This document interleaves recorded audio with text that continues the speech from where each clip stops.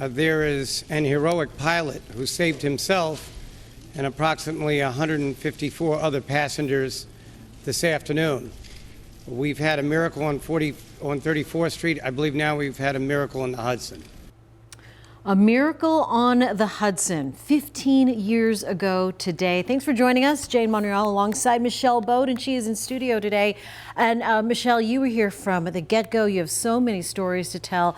15 years ago, walk us through that day, what happened in your experience. First of all, I think if you talk to anyone who was here at that time, it's so hard to believe that 15 years have passed. Absolutely. When you talk to the passengers and you talk to just people who are living in Charlotte, it's really shocking that it was 15 years ago, but still so many of us remember so much of the details of that day. I remember being in the newsroom. It was late in the day, and I remember looking up at the screens on the TVs and being like, oh my goodness, something's going on. And we used to have a joke back then that every major or national story had a Charlotte connection, and sure enough, this had a pretty major Charlotte connection because, as we now know, many of the passengers on board were from right here in Charlotte. And so I remember being sent to the airport because typically when a plane crash happens, you assume that there are probably going to be people lost or in bad shape, and that's where loved ones will go. They will go there to the airport to find out updates. The amazing thing was they sent me to the airport and nobody was showing up because everybody survived. So that was a really incredible thing to be a part of history in that way. And then, of course, we sent a crew to New York, and they have an unbelievable story to tell. It was one of the coldest days of the year, and they raced to the scene, and they got there, and they saw the plane still in the water, which is a pretty incredible sight when you think of, we're used to seeing planes, of course, on runways in the skies, but to see one sticking out of the Hudson River was remarkable. So to hear their story is pretty incredible too. But to talk to the passengers, for many of them, it's just like it was yesterday. They say it's sort of this mix of like time has passed, but also it was just like yesterday. And listening to their stories, their memories are crystal clear. The details of that day, because it was so much. It wasn't just this landing that was terrifying. They didn't know if they were going to actually make it. It was also, once they actually landed in the water, now what? How do we get out? Right. So take a listen. We've got some of the sound from talking to 4 of the passengers about their memories of that day. I literally remember stepping over the little ledge of the window to get onto the wing. I jumped in the water, which was not a great decision, but at the time I thought it was. I remember somebody pulling me back up onto the wing. I remember the moment when we saw the ferry on the other side coming, and that was a moment of, okay, we're going to be rescued. An amazing feeling of hope, like, oh, we might actually live through this. My kids were 4 and 8 when this happened, and now they're 23 and 19. So I've seen a lot of graduations and life milestones. When those milestones happen, do you think each time, wow, I'm still here for this, and I might not have been? Yeah, I do.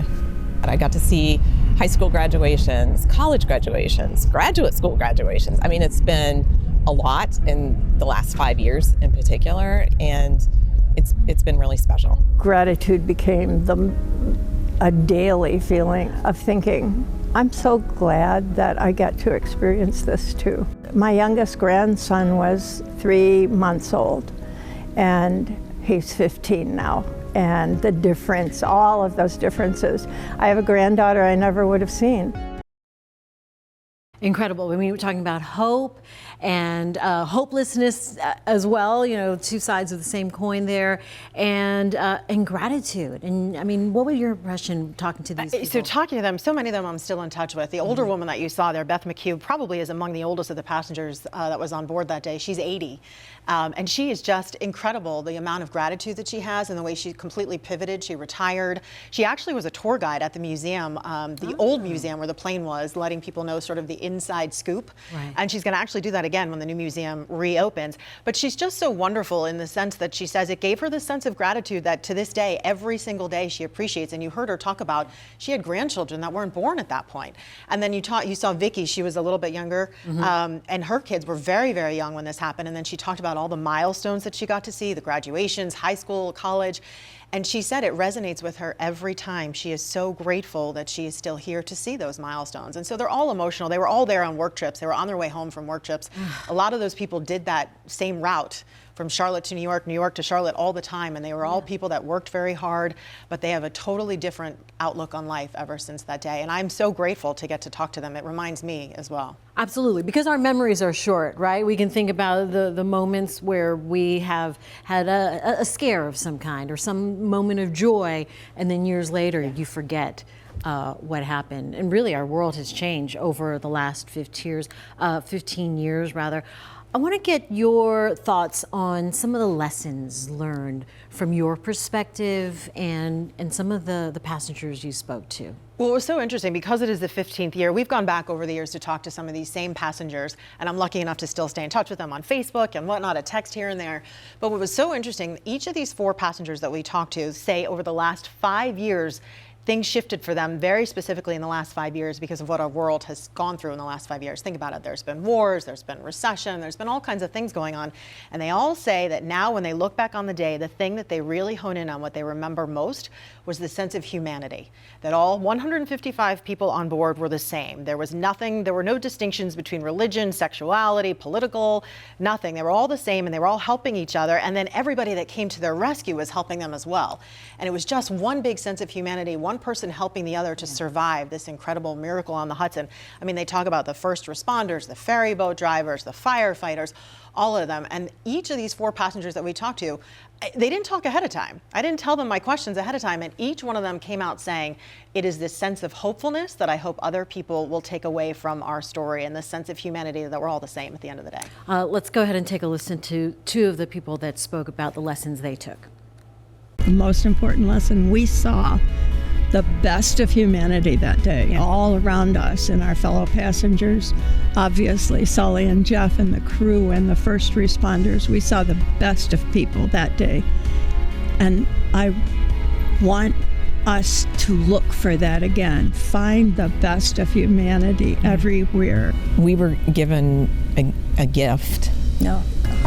Yes. to be here to continue to help other people. Yeah. And so I would just challenge people, especially in today's world. I'm constantly saying, wow, this is a very selfish world we live in. Mm-hmm. What would you lose by letting go of some of that and actually helping someone else? Yes.